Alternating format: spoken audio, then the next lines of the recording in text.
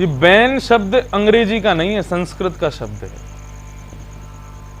अंग राजा के पुत्र का नाम बैन क्यों पड़ा? क्योंकि उन्होंने सब चीज पर प्रतिबंध लगा दिया था, पूजा पद्धति आदि, तो उनका नाम ही रख दिया था बैन। बोले इसने सब कुछ बैन कर दिया। तब श्रवण में आया संस्कृत का प्रतिबंध को बैन कहा जाता है संस्कृत में भी। तो अंग राजा के पुत्र हुए बैन। कई बार कई बालकों पर नानाजी का प्रभाव बहुत होता है, जैसे कि मुझदास पे भी बहुत है। उन्हीं की कृपा से हम भागवत के कुछ टूटे फूटी वाणी कह पाते हैं, लेकिन हमारे ऊपर अच्छे रूप से उनका प्रभाव रहा। लेकिन बैन राजा के ऊपर उनके नानाजी यानी कि मृत्युदेव, उनका प्रभाव रहा। कल मैंने बताया था मृत्यु किसी पर दया नहीं करती है। आप कैसी अवस्था में हो, कैसी व्यवस्था में हो, कौन कितना रो रहा है, कौन कितना प्रेम कर रहा है, मृत्यु दया नहीं करेगी। भगवान ने मृत्यु का जब निर्माण किया तब दया उससे छीन ली। वे दया दे देंगे, तुम किसी को मारोगे ही नहीं। तो मृत्यु महाराज का प्रभाव बैन पर हुआ, उनके भीतर भी दया खत्म हो गई। न यष्टव्यम न दातव्यम न होतव्यम द्विजा क्वचित इति न्यवारयत धर्म भैरिघोषेण सर्वशः। ना कोई यज्ञ करेगा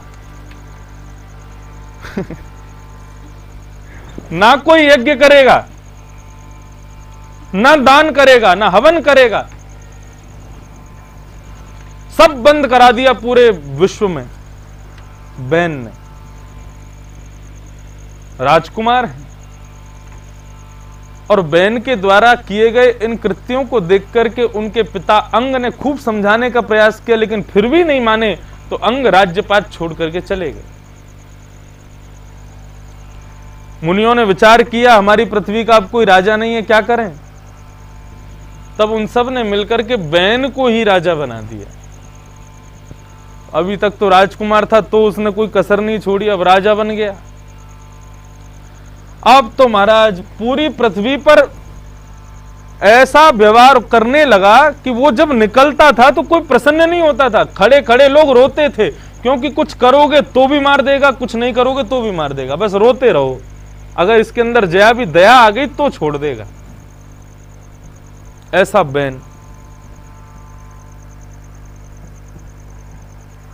बैन राजा के इस दुर्व्यवहार को देख करके संतों को बड़ा क्रोध आया और मुनियों ने जाकर के बैन को समझाने का प्रयास किया। बैन से जाकर के कहा कि भैया बैन,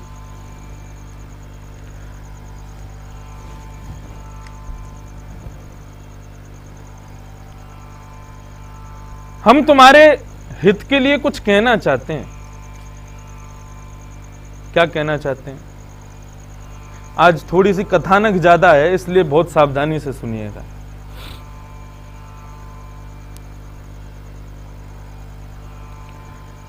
सभी मुनि जाकर के बैन से कहने लगे, नपवर्य निबोधयित धत्ते विज्ञापयाम भी आयुश्री बल कीर्ति नाम तब तात विवर्धनम। बैन, हम तुमसे केवल इतना कहना चाहते हैं कि थोड़ा बहुत धर्म भी किया करो। आप राजा हो हमारे। मैंने एक दिन बताया ना, प्राचीन काल में राजा जब बनता था तो अभिषेक के बाद में, राज्याभिषेक के बाद में, वो अपना दंड, तलवार या जो कुछ भी उसके आयुध होते थे उनको उठा के कहता था, निर्दंडोष्मि निर्दंडोष्मि, मुझे कोई दंड नहीं दे सकता। तब प्रजा में से कोई संत या मुनि निकल करके आते थे और वे आकर के राजा के सर पर अपना दंड रख के कहते थे, धर्म दंडोस्त्वम, तुम भी यदि अपराध करोगे तो धर्म तुम्हें दंड देगा। राजन, तुम्हारे पिता अंग राजा का, और तुम जिस परिवार में हो, कुल में ध्रुव तुम्हारे पूर्वज हैं, उन्होंने भगवान को प्रकट किया, कम से कम उनकी अपनी रीति कुल परंपरा का तो ध्यान रखो। धर्म किया करो थोड़ा बहुत, उससे तुम्हारा ही क्या क्या बढ़ेगा। बोले आयु बढ़ेगी, श्री बढ़ेगी, बल बढ़ेगी, कीर्ति बढ़ेगी, सब बढ़ेगा।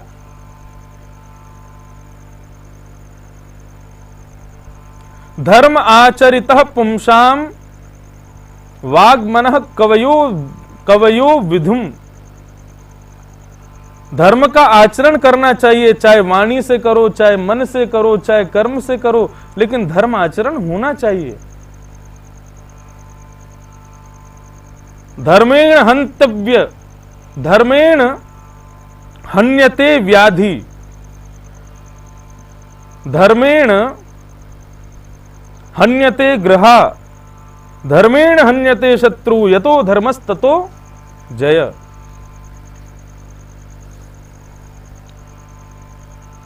धर्म करने वाले की आदि व्याधि अपने आप नष्ट हो जाती हैं। धर्म करने वाले व्यक्ति को व्याधि यदि हो रही है तो आप ये विचार कर लेना कि उसकी व्याधि बहुत विशाल रूप में थी, लेकिन धर्म की वजह से बहुत सूक्ष्म रूप में है। दो भाई थे, एक बहुत धर्म करता था, एक बिल्कुल धर्म नहीं करता था। धर्म का मतलब क्या है? धर्म के अंतर्गत पूजा आती है, अध्ययन आता है, स्वाध्याय आता है, ये सब कुछ धर्म के भीतर आते हैं। भक्ति प्रेम भी धर्म के भीतर आता है। तो एक भाई बहुत धर्म करता था, दूसरा बिल्कुल नहीं करता था।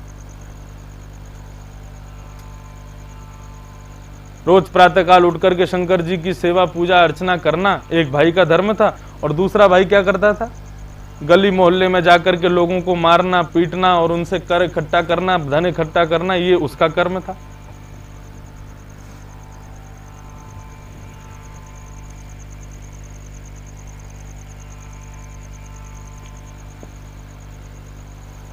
एक दिन समय आया, एक भाई चोरी करके, डकैती डाल करके, ना जाने कितने लोगों को मार करके धन इकट्ठा करके आ रहा था। जय हो।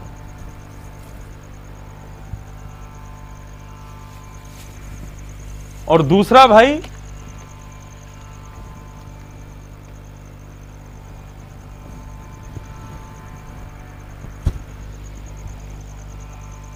अपने रोज की जो नियम थे धर्म आदि करके, धर्माचरण करके आ रहा था। तो जो चोरी डकैती करके आ रहा था, वो मार्ग से जा रहा था, उसके सामने उसको एक डलिया मिली। डलिया कपड़े से ढकी हुई थी, उस डलिया में सोने, चांदी, हीरे, जवाहरात आदि सब भरे हुए थे। जो पाप करके आ रहा था उसके सामने, और जो शंकर जी की सेवा अर्चना आदि धर्माचरण करके आ रहा था, उसके पैर में एक कीला लग गया। बड़ा भाई छोटे भाई को देख के हंसने लगा, बोले देख, मैंने आज तक चोरी डकैती आदि ये सब किए, और आज मेरे कर्म का फल देख मुझे क्या मिला, कितना सारा धन मिल गया। और तू आज तक यही मंदिरों में जा जा करके अपनी सेवा पद्धति आदि ये सब करना, इन सबको करने के बाद आज तुझे क्या प्राप्त हुआ? एक कीला और लग गया पैर में। अरे ये सब छोड़, धर्म करने से कुछ नहीं होता, मेरे साथ चल और इसी प्रकार के कर्म कर।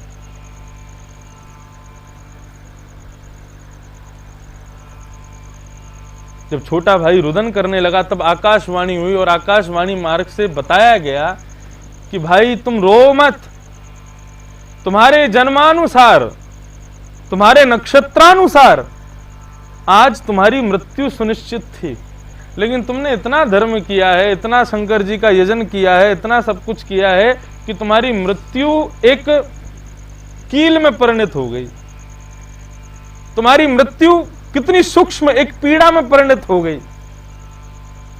और ये जो तुम्हारा भाई है, आज इसको पूरी पृथ्वी का एक छत्र सम्राट बनना था, संपूर्ण विश्व का राज इसको मिलने वाला था, लेकिन इसने इतने अधर्म किए कि सारे अधर्मों के कारण इसके जो योग थे सब नष्ट होते चले गए, और उसके बाद भी आज उसको मिला तो है, लेकिन केवल एक 1.5 साल खा पाएगा, उतना ही धन मिल पाया है। तो धर्मेण हन्यते व्याधि, धर्मेण हन्यते ग्रहा, धर्मेण हन्यते शत्रु, यतो धर्मस्ततो जय। आधि व्याधि सब कुछ नष्ट होते हैं धर्म से। और सबसे बड़ी बात है, वृंदावन में रहने वाले आदि व्याधि आदि इन सब के लिए भी धर्म नहीं करते, वो तो हमारो जा विधि श्याम रीझें, जा विधि ठाकुर जी रीझें, वो करेंगे। धर्म करो, किसको समझा रहे हैं सब लोग? बैन को। मुनियों ने बैन को समझाया धर्म करो, तो बैन उत्तर में क्या दे रहा है, क्या बोल रहा है, सुनिए। बालिशा बतयूयं बा अधर्मे धर्म मानिना, ये वृत्ति दंपतिं हित्वा जारं पतिमुपासते।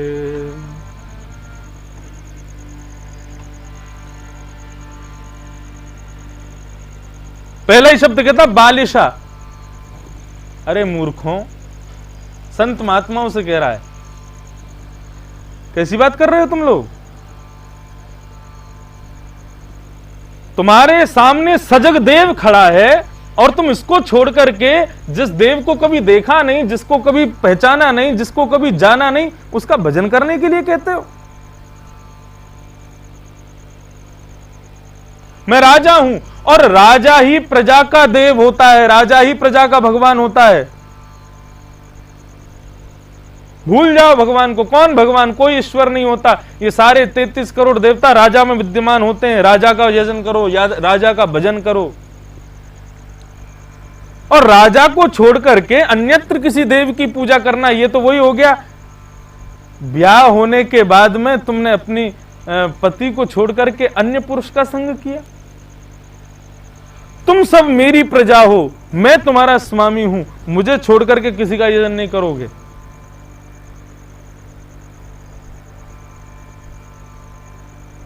देहे भवंती निपृते सर्वदेव मयो नृपः। सारे देव नृप में आते हैं, राजा में होते हैं। इंद्र भी मुझ में है, ब्रह्म भी मुझ में है, वरुण भी मुझ में है, अग्नि भी मुझ में है, नारायण भी मुझ में है। मेरा यजन करो, मेरा भजन करो। और अब तुम्हें करना ही है ना, तो आज के बाद बैनाय स्वाहा इसी मंत्र का उच्चारण से यज्ञ होना चाहिए। ओम बैनाय नमः इसी मंत्र से तपस्या होनी चाहिए। कोई विष्णु नहीं है, कोई कुछ नहीं है, केवल बैन है। और नहीं करोगे तो निकाला अपना तलवार और आदि सब लेके बोले कि मैं सबको मार दूंगा। ऐसा राजा और ध्रुव जी के वंश में हुआ ये। बैन राजा के इस बात को सुनकर के वहां पर कम से कम नहीं तो 2-2.5 हजार संत खड़े थे, मुनि खड़े थे। उन सब लोगों ने मन में विचार किया, बोले आज तो इसने अति कर दी। शास्त्राज्ञा है, गुरु, पिता और देव, कुल, इनकी निंदा यदि कोई कर रहा है आपके सामने, यदि आप में क्षमता है तो उसको प्रत्युत्तर दीजिए। यदि उससे भी ज्यादा क्षमता है तो उसको दंड भी दीजिए, और बिल्कुल क्षमता नहीं है तो वहां से उठ के चले जाइए। हमारे ठाकुर जी की निंदा कर रहा है, हमारे भगवान की निंदा कर रहा है हमारे सामने। हन्यताम हन्यताम एष। जितने संत खड़े थे सबने अपने खड़ग उठा लिए, सबने अपने चिमटे उठा लिए, और सब कमंडल ले लेकर के मार दो इसको, नष्ट करो राजा को। और सारे ऋषि दौड़े और दौड़ करके चढ़ गए राज सिंहासन पर। और सबने, अब यहां पर श्रीमद् भागवत में लिखा है कि संतों ने नहीं मारा उसको, संतों ने तो केवल हुंकार की है। निजग्न हुंतैर वेन, हुंकार की है। मरा कैसा? बोले हतमच्युत निंदया, अच्युत नारायण भगवान की निंदा करने से मर गया वो।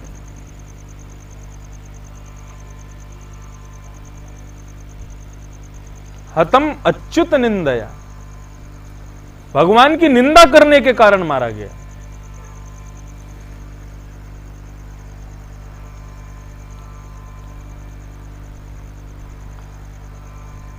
बैन का वध हो गया। अब बैन के मरने के बाद में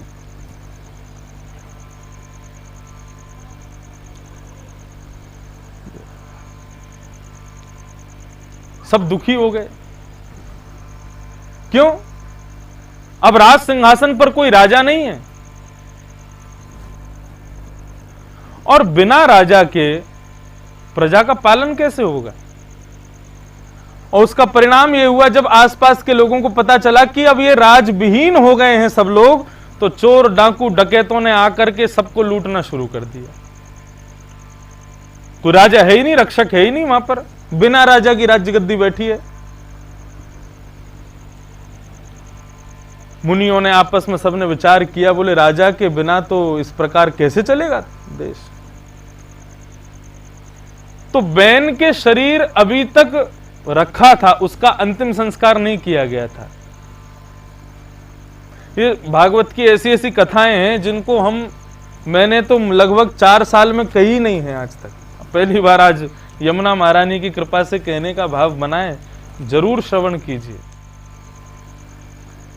तो बैन राजा मारा गया, पूरी नगरी को लुटेरे लूटने लगे, चोर डाकू डकैतों ने आकर के आक्रमण कर दिया। तब संतों ने कहा क्या किया जाए? तो बैन का जो शरीर था वो तेल में रखा हुआ था। उसके शरीर को जाकर के संतों ने मथना शुरू किया, और सबसे पहले उसकी जंघा का मंथन किया। तो जंघा का मंथन करते करते करते करते करते करते जंघा में से काक कृष्णो, एक काला काला व्यक्ति, बोना, छोटा सा बोना प्रकट हुआ, काला काला। मुनियों ने आपस में कहा ये इसका पाप निकला है। प्रकट होते ही कहने लगा किम करोमि, मैं क्या करूं, मुझे आज्ञा कीजिए। तब सभी संतों ने कहा निषिदे, निषिदे यानी बैठ जाओ। लेकिन वो बैठा नहीं, और वन में जाकर के गिरी कंदराओं में कानन गोचर वन में जाकर के विचरण करने लगा। तो उसका नाम पड़ गया निषाद, और उसी के कुल में हुए निषाद राज गुह, जिन्होंने भजन करके भगवान श्री राम को प्राप्त किया। ये बैन के जंघा से प्रकट हुए निषाद। इन्हीं को आज वन रक्षकों के रूप में वन मानुष जो होते हैं और आदि मानव जो होते हैं, वो निषाद के ही परंपरानुगत्य होते हैं। लेकिन ये थे तो पापस्वरूप, लेकिन होते बहुत अच्छे हैं, ठाकुर जी के भक्त होते हैं।